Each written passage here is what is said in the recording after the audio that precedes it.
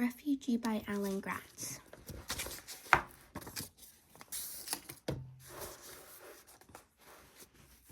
Mahmud.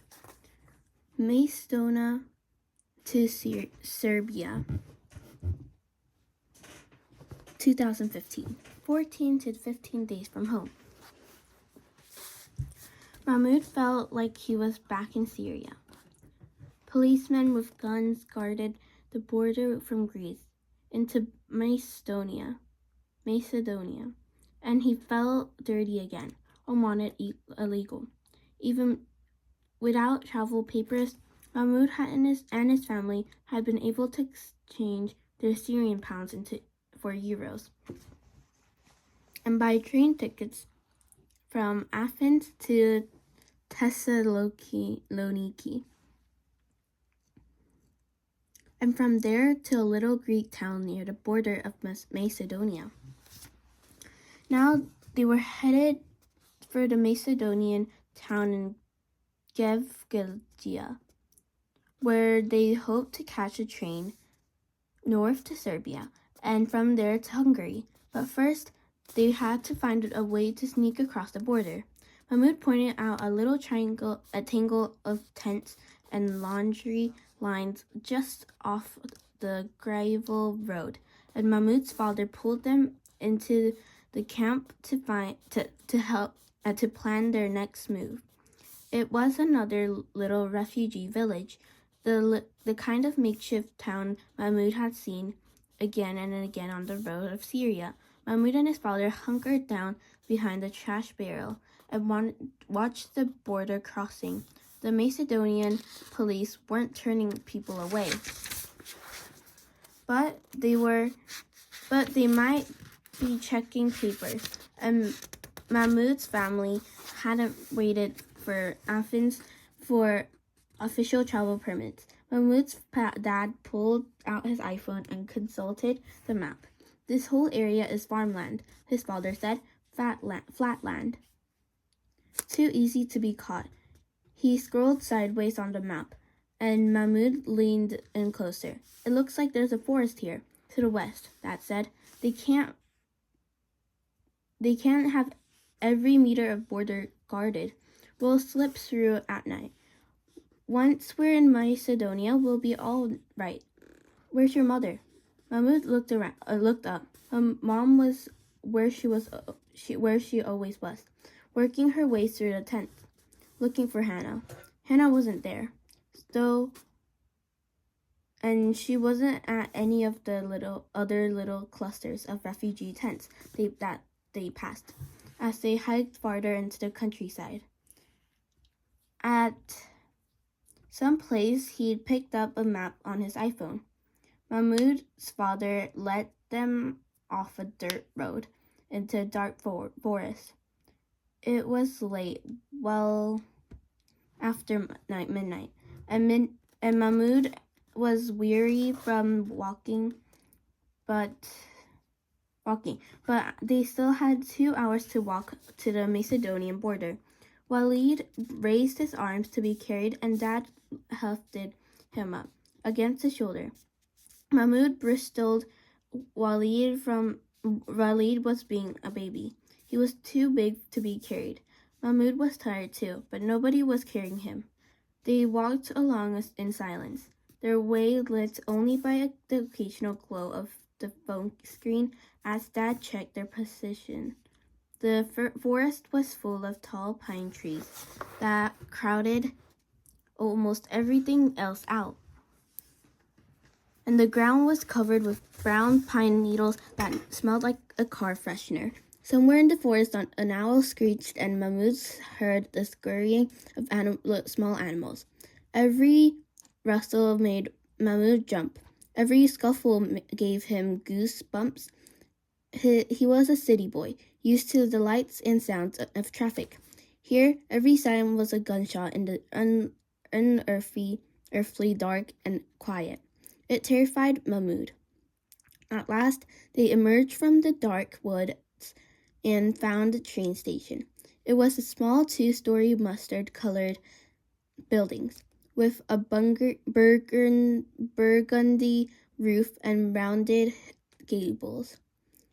It was also packed with people. Hundreds of people slept outside, using their backpacks and trash bags as pillows. They filled the train platforms and the sidewalks in the front of the station, and some even slept between the tracks. Plastic bottles and empty bags and discarded wrappers littered the ground. Mahmoud watched his father's shoulder sag. Mahmoud felt the same way, but then his father stood taller and hiked, Walid up higher on his shoulder. "Hey, at least we know we're on the right track," he said. He grinned at Mahmoud. "The right track? Get it?" Mahmoud got it. He just didn't think of this was funny. "No, nothing," his father said. "I guess I need to train you better." Mahmoud still didn't laugh. He was too tired. Mahmoud had seen scenes like this everywhere along the route, from Athens to Germany. He and his family paused just long enough to recharge their own phones again, and then they were on the move once more. Mahmoud was so tired he wanted to cry. His father found them a bus to Belgrade, and Mahmoud was thankful for the few hours of sleep. Uncomfortable though they were. It was almost sundown when they arrived in the Serbian capital, but they still couldn't stop. The police there were raiding hotels for illegal refugees. So Dad found another taxi driver who promised to take them to the 2 hours farther to the Hungarian border. Taxis were expensive, but so was trying to stay overnight in a city that didn't want you. The silver 4-door Volkswagen was driven by a middle-aged, olive-skinned Serbian man with a neatly trimmed black beard. He promised to get them to Hungary and keep them away from the police for 30 euros apiece, more than it has cost them to cross all of Macedonia. It was a tight fit in the car, with Mahmoud, his mother, and his father crammed into the back seat, and Walid in his father's lap. This new driver seemed to find every rut and hole in a road and send them flying into each other. But none of that mattered to Mahmoud. He was asleep almost as soon as he'd closed his eyes, and he only woke again when he realized the car wasn't moving. Had it really been 2 hours already? He felt like he'd just gone to sleep. Mahmoud's eyelids fluttered, and he looked out of the windows. He expected to see the lights of Serbian border town, another tent city. Instead, they were stopped in the middle of the lonely stretch of highway, surrounded by dark, empty fields, and the taxi driver was leaning over the back seat with a pistol aimed straight at them. Joseph. Off the American coast, 1939, 21 days from home. Miami, they weren't even a day out of Havana, and already the St. Louis was passing the American city. It was so close you could see it from the ship without binoculars. Joseph and Rufy hung over the rails like everyone else, pointing out hotels and houses and parks. Joseph saw highways and white square office buildings, skyscrapers, and hundreds of little boats at harbor. Why couldn't they just pull it into Miami at dock there?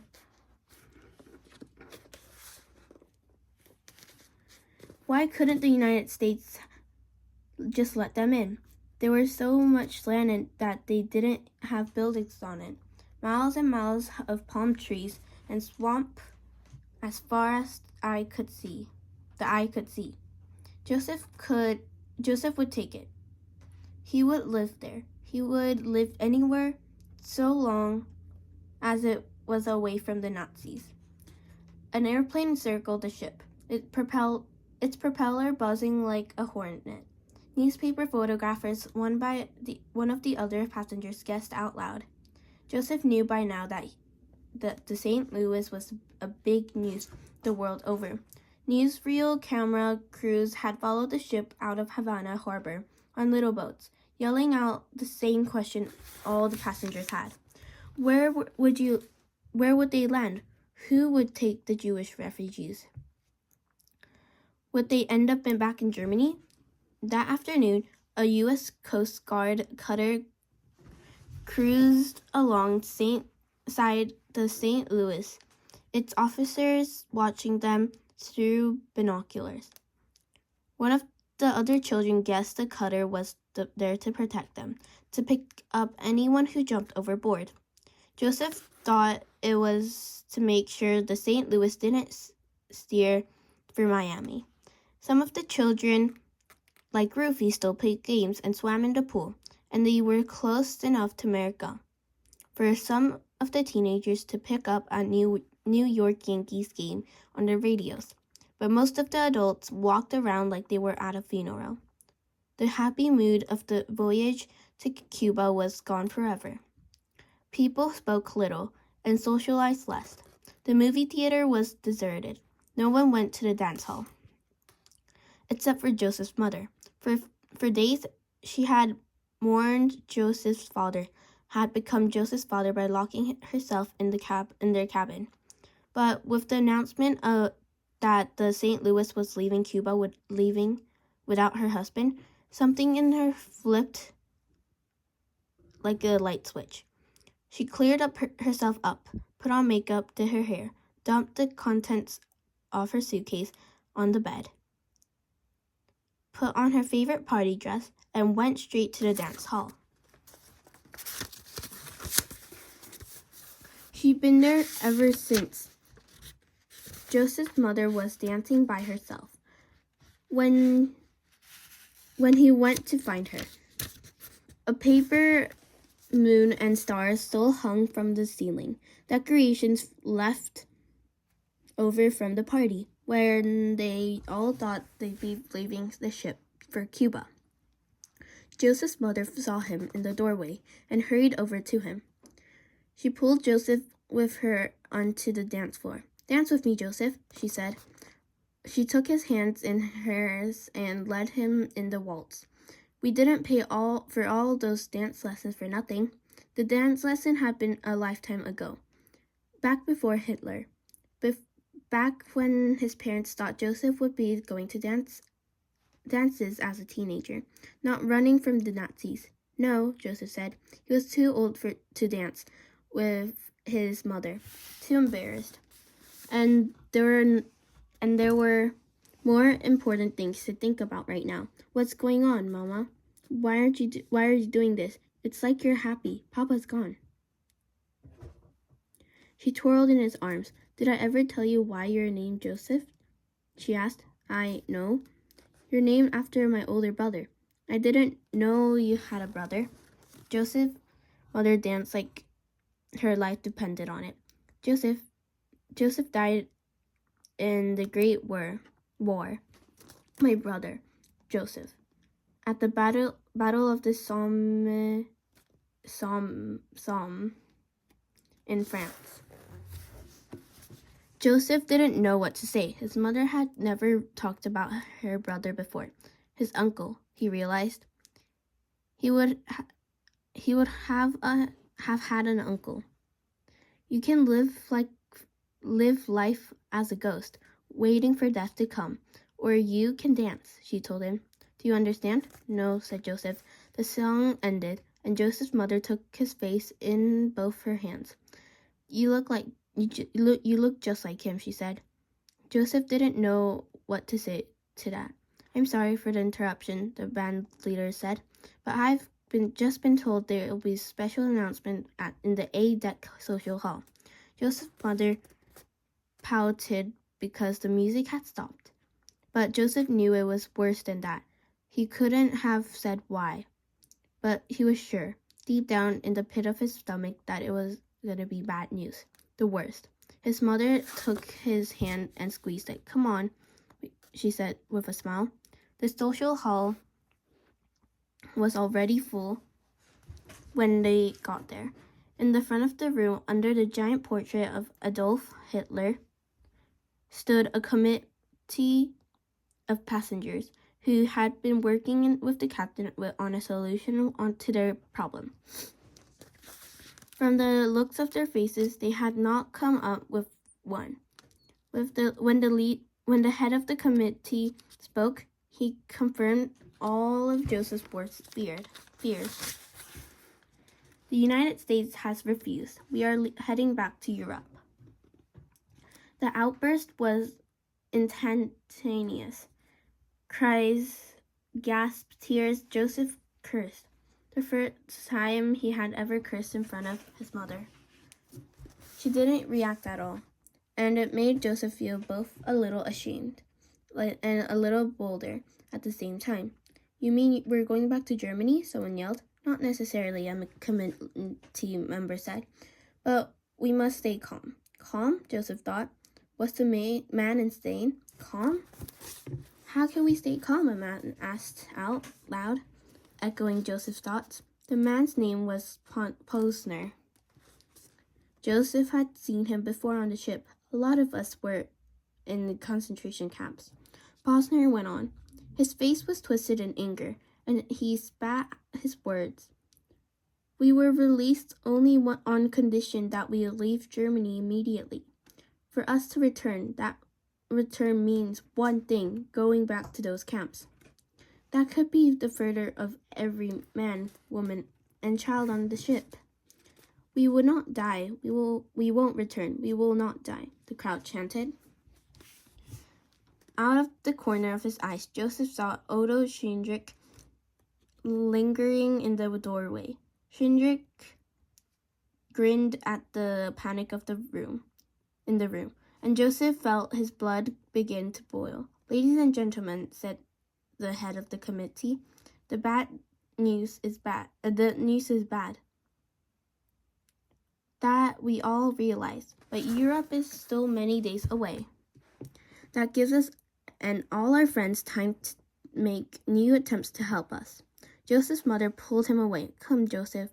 Somebody will think of something. Let's dance." Joseph didn't understand why his mother wasn't upset. Why she suddenly didn't seem to care anymore.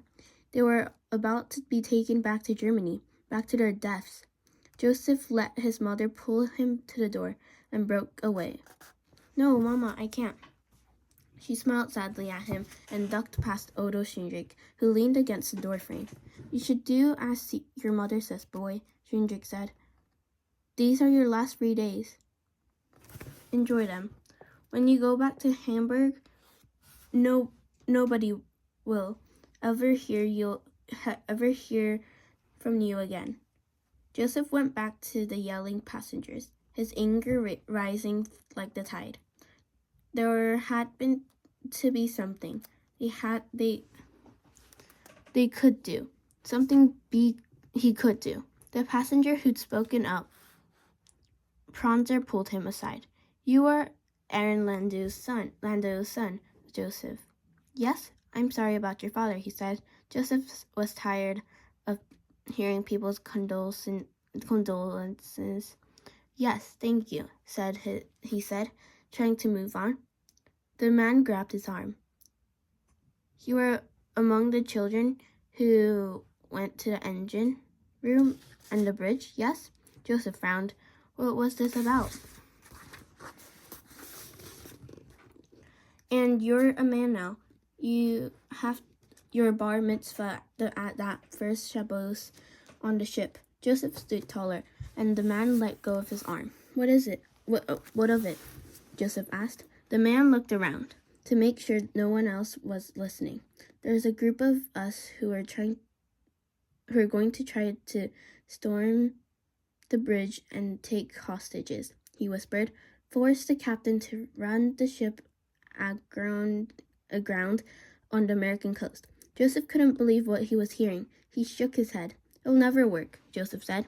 He'd seen how many crew there were on the ship, and what a lot of them below decks really thought about Jews. They wouldn't go down without a fight, and they knew this ship better than any passenger.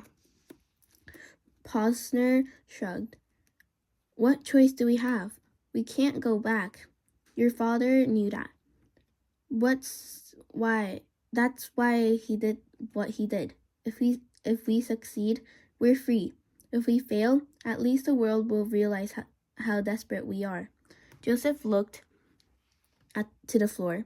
If they failed, when they failed, the captain would take the ship back to Germany, and then Posner and the rest of the hijackers were sure to be sent to concentration camps.